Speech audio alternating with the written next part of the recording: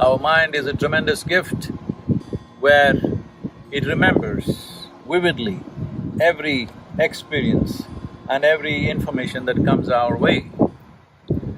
Well, this can be transformed into a phenomenal imagination, but if you lose control over your imagination, if you lose the discrimination as to what is imagination and what is reality, what is future, what is present and what is past, then your mind will become your greatest enemy. Most human beings are not suffering life, they're just suffering their memory and their imagination. What happened 10 years ago, they still suffer. What may happen day after tomorrow, they already suffer. This is not about life. This is about lack of control over two most fantastic faculties that human beings have, a vivid sense of memory and a fantastic sense of imagination. Do not worry about your future. If you do your present well, future will naturally blossom. We can only work with what's on our hands right now. You cannot work with what's on your mind. You can plan for what's on your mind, but you cannot do anything about it. You can only act in the present moment. You can only handle what is there right now. Those of you who too engrossed in your own thoughts and emotions, constantly being maybe on social media or something, I think you must get rid of your phone and take a walk in the forest.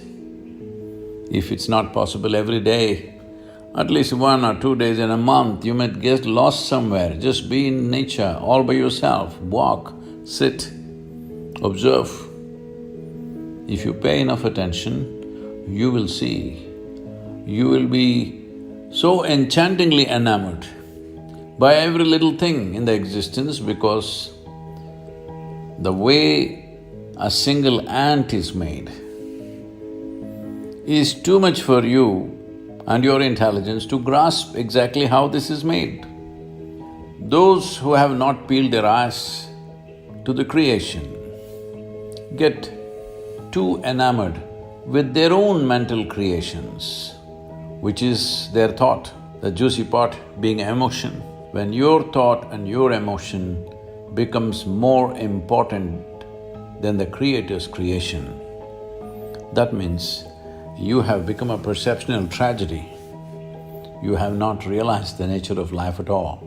We know many things, we can do many things, but we do not know anything in its entirety. So this is the nature of the existence. If you pay attention to it, naturally your own thought and emotion will sink to the background. You can still enjoy them, but you know how insignificant it is.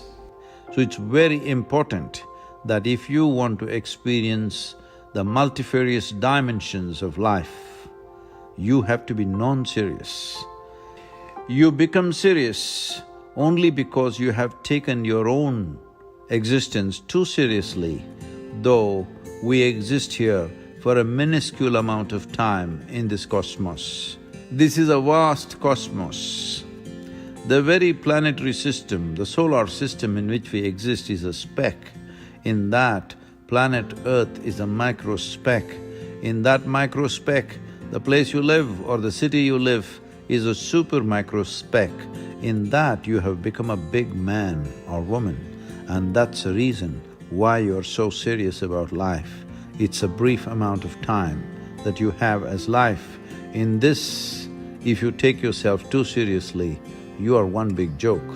The secret of life is to see everything with a non-serious eye, but to be absolutely involved like a sport.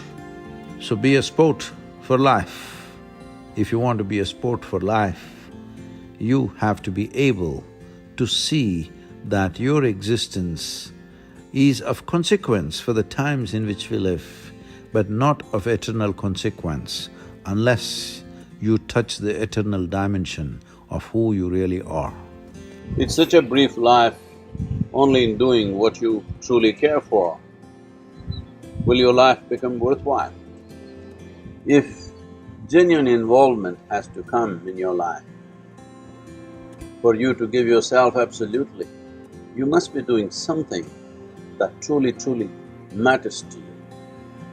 It's important that you find that. When I say it's important to find that, you don't have to spend half your life looking for what is my passion. No, you just have to dig into this ability of you making everything yours. When everything is yours, this whole world is yours, this cosmos is yours.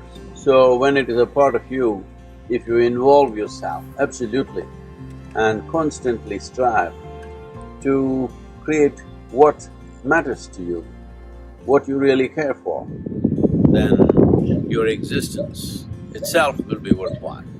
Not necessarily your actions, not necessarily what you achieve and may not achieve, but your very existence will be truly worthwhile, because just to breathe and be is a phenomenon.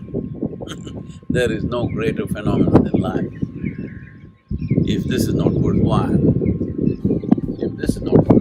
what is?